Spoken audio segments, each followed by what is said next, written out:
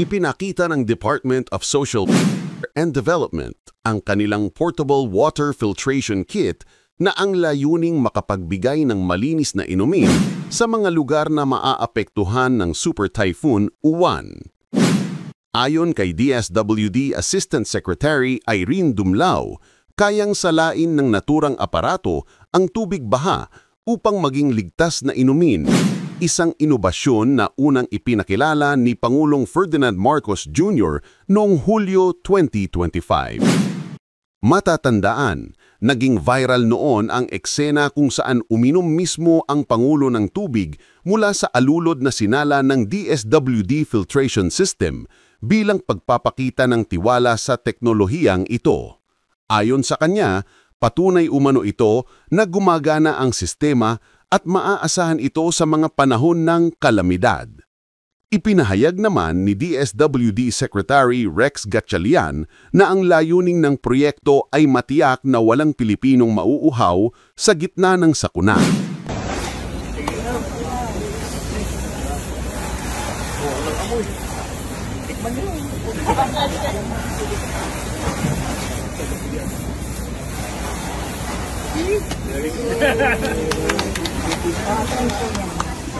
This thing really works.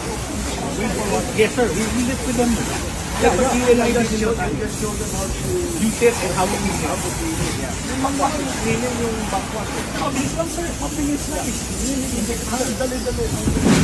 Ang nasabing filtration kit ay idinisenyo upang maging portable, madaling dalhin at mabilis gamitin sa mga evacuation center at komunidad na walang access sa potable water. Sa tulong niyang sistemang ito, inaasahang makakatulong ito sa libu-libong pamilya na madalas maaapektuhan ng pagbaha at pagkasira ng mga water line.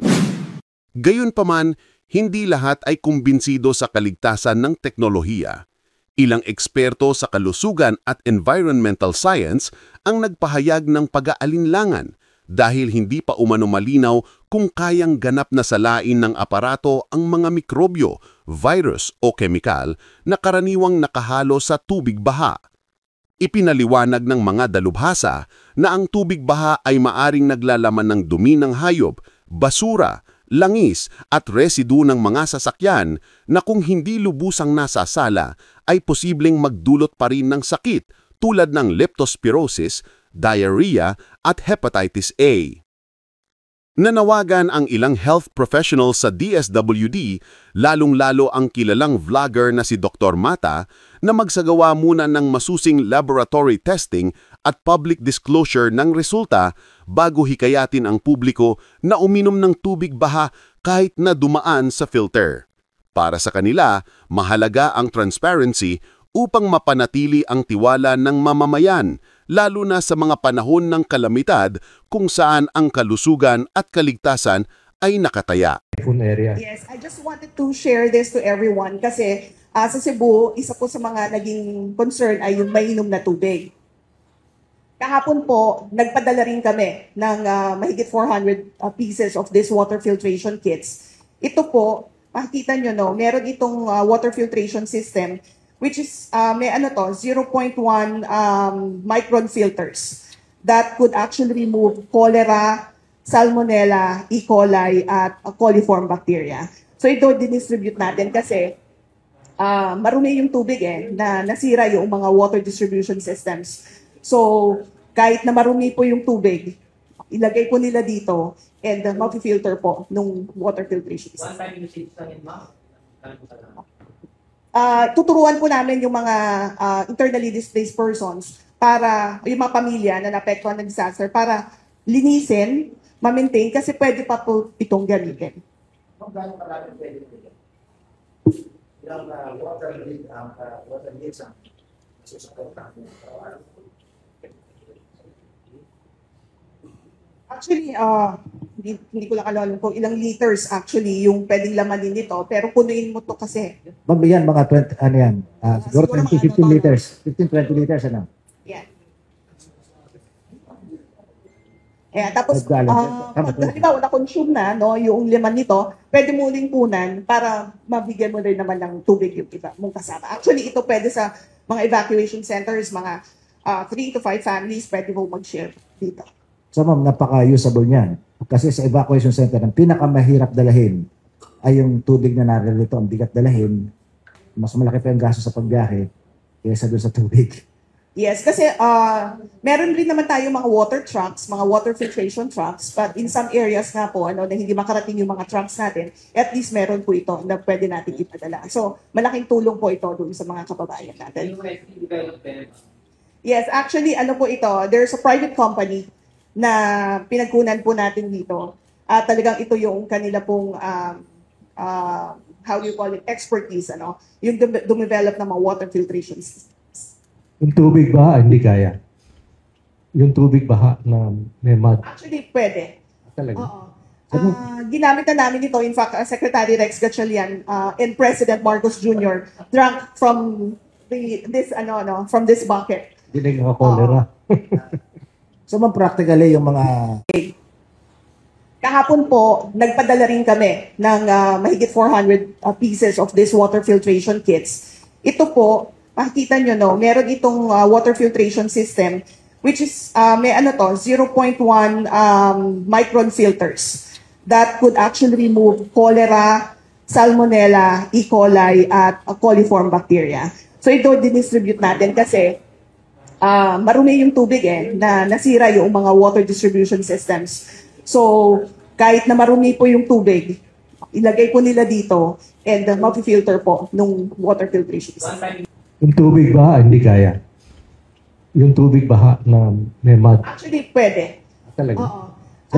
Ginamit na namin ito. In fact, Secretary Rex Gatchalian and President Marcos Jr. drank from this bucket.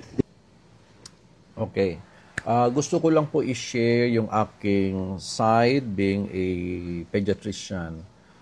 Kasi po dito po sa aking pagkaintindi, dito sa presko ng DSWD, na ito pong family water filtration kit ay yung tubig baha ay ilalagay po doon, tapos dahil po merong 0.1 micron filter, ay yung mga sinabing mga bakterya ay hindi na makapasok, no? At pwede nang inumin kaagad. Yun po ang aking pagkaintindi. Which is kung yun talaga ang minimin, I totally disagree.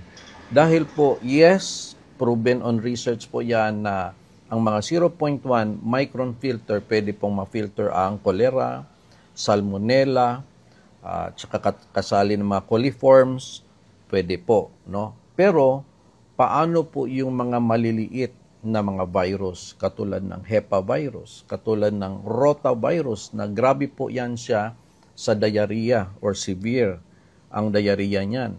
Yung pong mga leptospira o nagkukos ng leptospirosis, maliit po yan. Nasa 0.1 micron din yan na pwede po siyang sumingit doon sa 0.1 micron filter. In other words, hindi po lahat ng panganib ay nafi-filter dito sa water filtration na ito. Hindi pa po umabot yung technology ng ganyan. Kailangan pa rin po yung boiling at kung pwede po may chlorination pa. Bakit? Ito po'y tubig baha. No? Ano ba ang tubig baha? Galing na po yan sa mga dumi. Galing na po yan sa lahat ng mga kalawang, lahat ng mga even pesticides. Mga pesticides po, hindi po yan ma-filter. Mga lead, galing sa mga baterya ng sasakyan, or mga iba pang chemicals, hindi po yan na-filter. Ngayon, kung mainom yan, pwede pong makapoison, pwede pong makasira ng utak. So, delikado po na ito lang po yung ating basihan para maging malinis na po yung tubig. So, kailangan talaga, meron siniset, kung kailangan lang na inumin yung tubig baha, sinisettle yung putik ng kunwari tela muna. Then, ito na po yung pangalawa para mas malalim na yung filtration. So, may tulong po. Then, ipaboil po siya ng 1 to 3 minutes. Then, meron pang chlorination, mas maganda po. So, in other words, hindi po usual na nagagawa ng common na tao itong process na ito.